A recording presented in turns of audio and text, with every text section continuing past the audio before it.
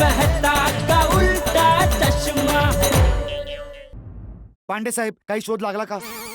शोध लागला? हे शोध लागणं काय असतं? केस कोण हाताळतोय? इन्स्पेक्टर चालू पांडे, जो गुन्हेगाराला आकाश आणि पाताळातून सुद्धा पकडून आणतो. हो सर, ते तर खरंच आहे. मी खूपच धन्य आहे की ही केस तुम्ही हँडल करताय. पण काही कळलं का?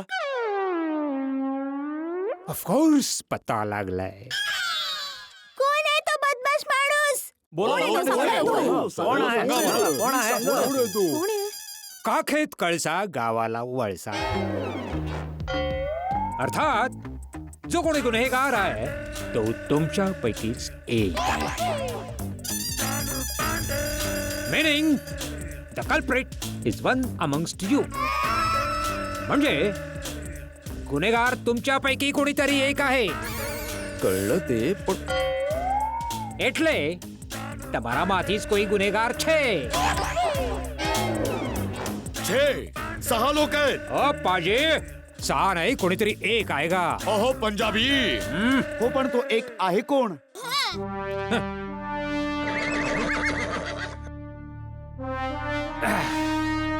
अंदाज लावा. सगळं काम पोलिसांनीच करायचं का? हो तुम्ही सांगा ना पांडे साहेब, प्लीज. कोण आहे तो? सांगा ना प्लीज. ओके, चला तुम्हा लोकांना एक हिंट देतो.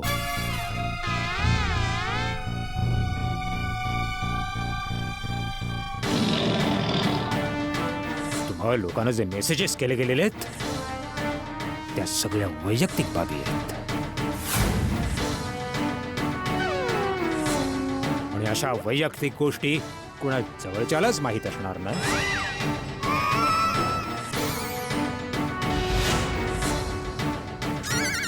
तर तुम्हा लोकांना ज्या कोणी मेसेज केलेला आहे तो तुमच्या कोणीतरी ओळखीचाच आहे. ओ हो, अच्छा अच्छा अच्छा अच्छा. कोणीतरी आपलाच आहे तर टेन्शन घेण्यासारखं काहीच नाही ना. कारण आपले म्हणजे आपले नाही का. कोणीतरी बाहेरचं असतं तर नक्कीच काळजी घ्यावी लागली असती. तरी सुद्धा कळलं तर पाहिजे ना कोण आहे. जो आपला आहे पण आपला नाहीये. हो कळलं तर पाहिजेच. हो हो बरोबर आहे. अरे, तो जो कोणी आहे त्याला आपण आपसात बसून शोधू ना. त्यासाठी बिचाऱ्या चालूजी पांडेजींना का थांबवून ठेवलं आहे? सकाळपासून बिचारे पोलीस स्टेशनमध्ये काम करून दमले असतील. म्हणून माझ्या हिशोबाने या बाबतीत पोलिसांना सोडलं पाहिजे. चालूजी पांडेजी, मी काय म्हणतो, तुम्ही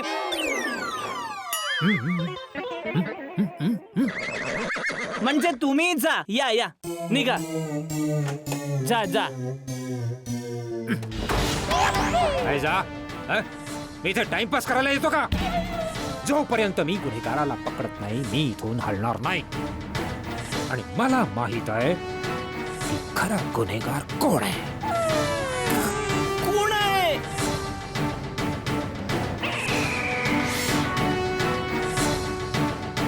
तो तूच आहेस, तूच आहेस.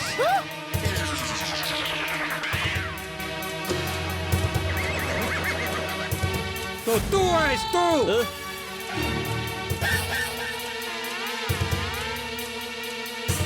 तो गुन्हेगार हा हा हा हा हा आहे.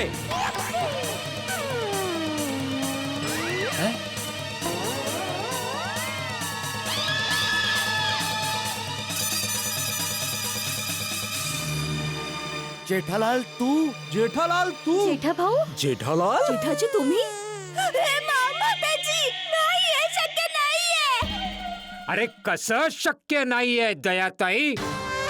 आमच्या ट्रॅकिंग रिपोर्ट नुसार ज्या मोबाईल वरून मेसेजेस केले गेले होते ते एमजी रोड वरच्या एका इलेक्ट्रॉनिक दुकानातून केले गेले होते. आणि त्या इलेक्ट्रॉनिक दुकानाचं नाव आहे गडा इलेक्ट्रॉनिक. गडा इलेक्ट्रॉनिक. गडा इलेक्ट्रॉनिक. सगळे पुरावे आणि साक्षीदार तपासल्यानंतर हे सिद्ध होत आहे की हे सगळे मेसेजेस गडा इलेक्ट्रॉनिक्सचे मालक जेठालाल गडाने केलेले आहेत.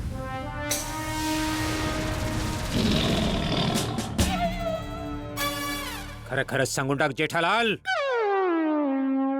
नाहीतर तुला तर माहीतच आहे माझं नाव आहे इन्स्पेक्टर चालू पांडे.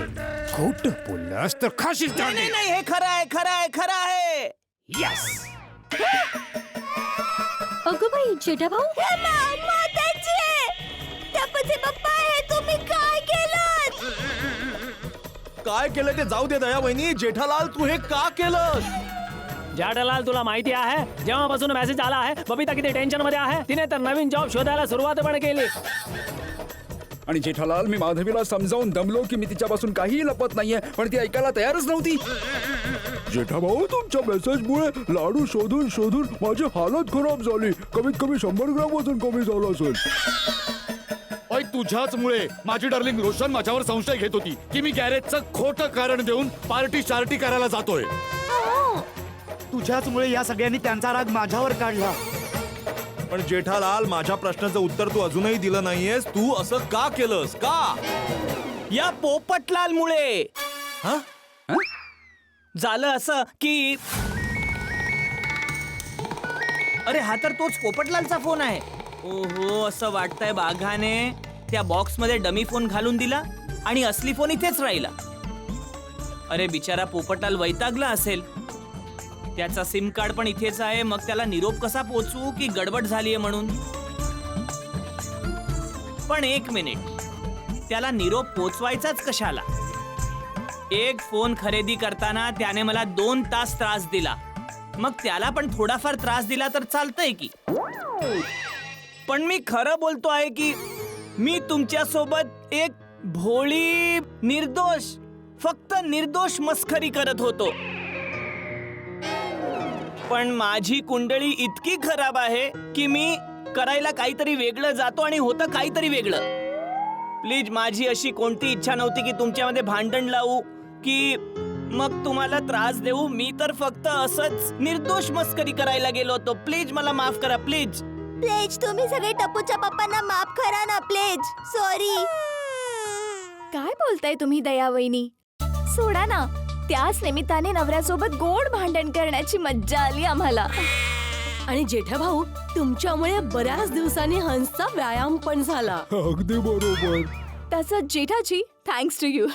तुमच्यामुळे माझं रेझ्यूम अपडेट झालं. CV, biodata. जेठालाल, स्वतःची शैक्षणिक माहिती आणि व्यवसाय आदीचं विवरण. बायोडेटा. जेठा भाऊ माझ्याकडून सुद्धा थँक्यू. तुमच्यामुळे माझा विश्वास आणखी पक्का झाला की हे माझ्यापासून कुठलीही गोष्ट नाही लपवत. सगळ्या वहिनींनी तर मला माफ केलं. आता भावांनो, तुम्ही पण मला माफ करा प्लीज. ओय जेठाप्रा, ओय आपल्या प्रेमळ गोकुलधाम सोसायटी मध्ये कोणीही एक दुसऱ्यावर जास्त वेळ रागून नाही राहू शकत. ओय जा, माफ केलं तुला. अरे थँक्यू थँक्यू थँक्यू सोडी. अरे बाबा, मी पण तुला माफ केलं. थँक्यू थँक्यू भाऊ. थँक्यू. हा भाऊ, आमचा राग तर सोडा बॉटल सारखा. एकदम वर येतो, एकदम शांत होऊन. चला भाऊ, जाऊया. जेठालाल, माझा मोबाईल कुठे आहे? अरे हो, हे काय? मग दे बाबा, लवकर दे. गुरुजी बोलले होते की फक्त 9 वाजेपर्यंत मुहूर्त आहे आणि 1-2 मिनिटच शिल्लक आहेत. ओहो पोपटलाल, लवकर मोबाईल चालू कर आणि मिस कॉल दे. म्हणजे मला म्हणायचं की चेक कर बाबा, जेठालालने मोबाईल दिलाय की डमी फोन आहे. ए बाबा, सगळं शांत झाल्यानंतर तू परत कशाला माचीस लावतोयस रे? नाही, निर्दोष मस्करी करतो मी, निर्दोष. असं काय?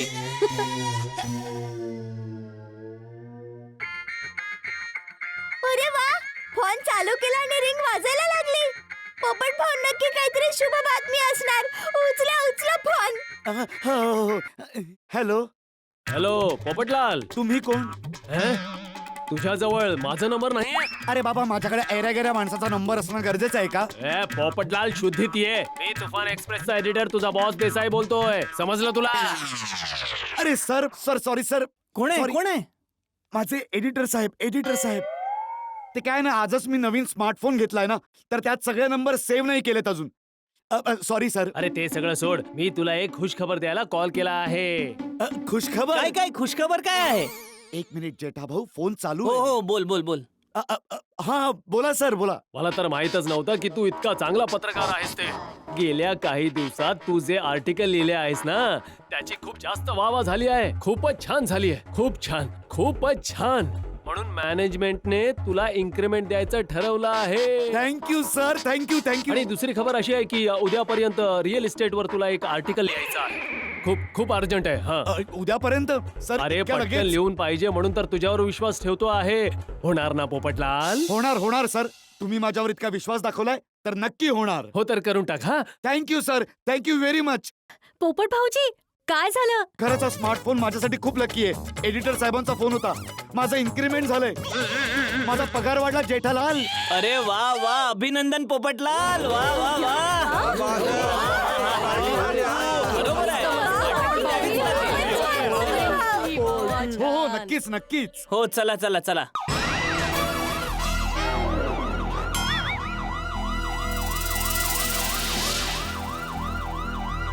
अरे पोलीस परत आली. गेले कुठे होते जे परत येतील? अरे चालूजी, पांडेजी तर इथेच आहेत.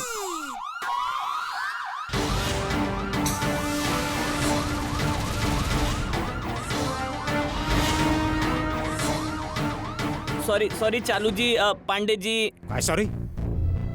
काय सॉरी? प्रत्येक वेळी जेठालाल, प्रत्येक वेळी तुझ्यामुळेच मला इकडे तिकडे धावाधाव करावी लागते. मग जोताच्या बैलासारखं फिरून फिरून इथेच यावं लागतं. सर्व समस्या सोडवून पुन्हा या सोसायटीमध्ये येतो तर तुम्ही लोक आपापसातच आपली समस्या सोडवून एकमेकांना माफ करून टाकता.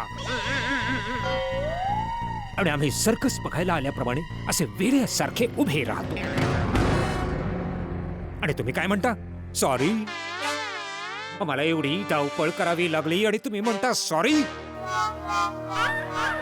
जेव्हा जेव्हा बासुंदी सोबत मी बाहेर जाण्याचा प्लॅन बनवतो तेव्हा तुझ्यामुळे मला तो प्लॅन कॅन्सल करावा लागतो. आज सुद्धा बासुंदीला मी रॅप शो दाखवायला घेऊन जाणार होतो,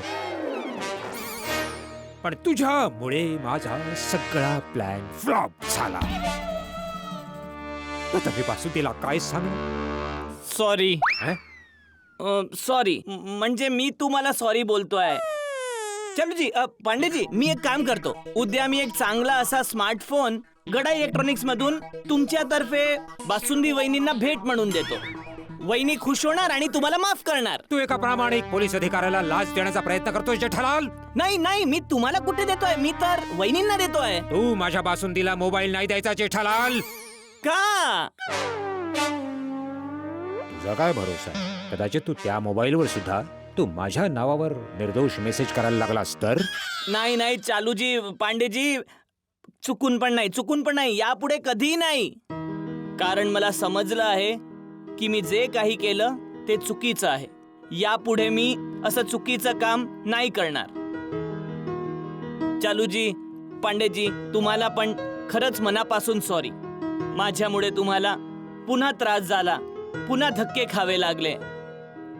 गैरसमज होतात कधी कधी. सॉरी. यापुढे चुकून जरी अशी मस्करी केली तर तुला तर माहितच आहे माझं नाव आहे इन्स्पेक्टर चालू पांडे. आणि खोटं बोललास तर नाही नाही नाही, पडतील दांडे. बरोबर आहे. Come on boys, move.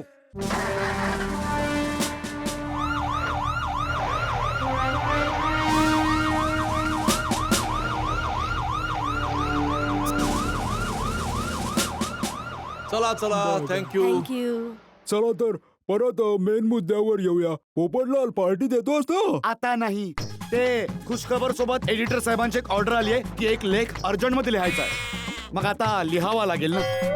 भावांनो, तुम्ही उद्या सकाळी सगळे माझ्या घरी या. गरमागरम जिलेबी फाफडा सोबत मी तुम्हाला माझा गरमागरम लेख सुद्धा ऐकवेन. आणि माझ्या भगिनींनो आणि टप्पू सेनासाठी एक वेगळी पार्टी असेल, ती मी सावकाश देईन. क्या बात है. थँक्यू पोपटलाल भाऊ. हो चालेल चालेल, बरोबर आहे. चला चला चला चला. एक मिनिट जाण्याआधी मी काहीतरी सांगू इच्छितो. गोकुळधाम वासी सी विंगचे रहिवाशी वरिष्ठ युवा पत्रकार पोपटलाल यांचा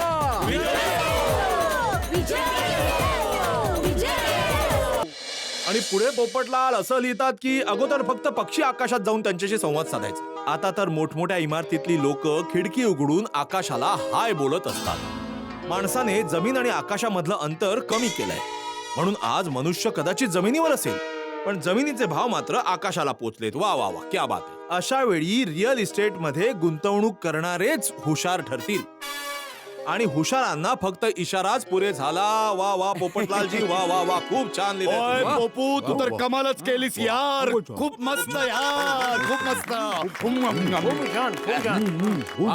थँक्यू मित्रांनो, थँक्यू. अरे ये जेठालाल, ये ये या, या. हो आलो, ओ ये आलो. जेठाप्रा, ये इथे बस चल. अरे काही हरकत नाही. Sorry sorry. अरे अरे मी इथे हो, बसतो. तिथे बस ना तू. हा, मी इथे बसतो. नक्की ना? हं. या लेटालाल. काय हो, लेटालाल म्हणजे काय? लेट आला लाल म्हणून लेट आला. ए भिडे, काय रे बाबा जेठालाल, मी खास तुझ्यासाठी जिलेबी फाफडा मागवले आणि तूच लेट आलास. सॉरी भाऊ सॉरी. चला जिलेबी फाफडा इथे द्या. अरे चला. काय इथे द्या जेठालाल. अरे आजचं मुख्य कार्य आहे आर्टिकल वाचणं. नाहीतर तुला काय वाटतं, पोपटलालनी आपल्याला इथे जिलेबी फाफडा खायला बोलवलंय? मेहता साहेब, अरे नाही नाही, म्हणजे पोपटलाल, मला म्हणायचं असं आहे की एक तीर दोन शिकार, जिलेबी फाफडा पण खाऊ आणि आर्टिकल पण ऐकू. हो बाबा ठीक आहे. ऐकव ऐकव. तर ऐका. पोपटलाल नको वाचू. का काय ना जेठालाल, मेहता साहेबांनी आर्टिकल वाचला आहे आणि आम्ही सगळ्यांनी ऐकलं सुद्धा. आता तू लेट आला आहेस तर परत ऐकू शकत नाही, बरोबर ना आत्माराम? हो बरोबर आहे जेठालाल, तू लेट आलायस तर तुझी शिक्षा हीच आहे की तू तुफान एक्सप्रेस विकत घे आणि मग स्वतः वाच. भिडे, म्हणजे तुफान एक्सप्रेस विकत घेणे ही शिक्षा आहे? नाही नाही, तो उशिरा आला ना, म्हणून काही ना काहीतरी शिक्षा मिळाली पाहिजे ना. अरे भाई, तू काय केव्हापासून लेट आला करते, तुला माहिती आहे? तुझ्यामुळे तुझं काम करण्यात मी लेट झालो. माझं काम हो. पापड लोणचं पोचवायला गेला होतास?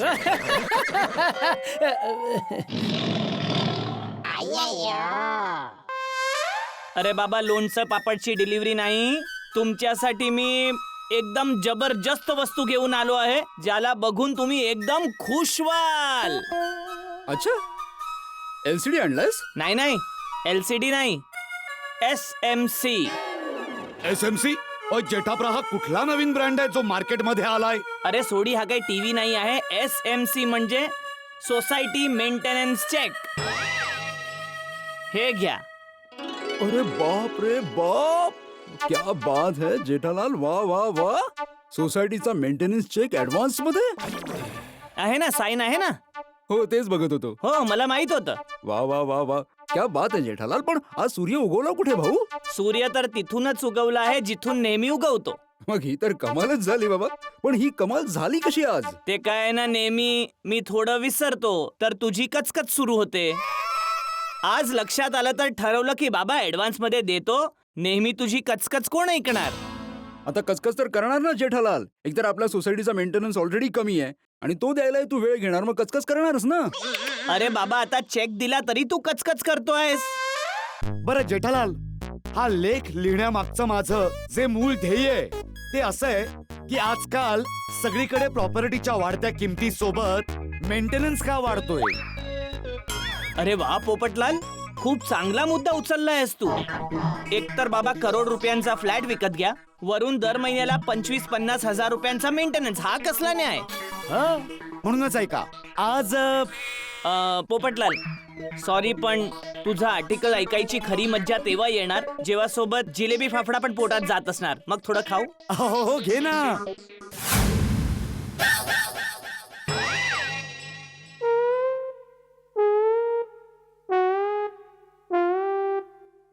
सॉरी, तुम्ही चर्चा करण्यात व्यस्त होतात म्हणून मी सगळं संपवलं. सॉरी जेठालाल, ते जिलेबी फाफडा तर बरोबर आहे, खावं तर लागणार. एक काम करूया, आपण सगळे आता त्या नाक्यावर फरसाणाचं दुकान आहे तिथे जाऊया, गरमागरम जिलेबी फाफडा खाऊया, गरमागरम मसाला चहा पिऊया. जेठालाल, माझा लेख. ते तर आम्ही जेव्हा जिलेबी फाफडा खात असू तेव्हा तू साईडला उभा राहून वाचत असणार ना. मग सगळं असं एकत्र होईल ना, त्याचा काही वेगळा वेळ नाहीये ना. काय म्हणता हाती भाऊ? हो बरोबर आहे, बरोबर आहे. तिथे मजा येईल. जाऊया. जाऊया, चला. हा, चला. मस्त चहा येईल. गरमागरम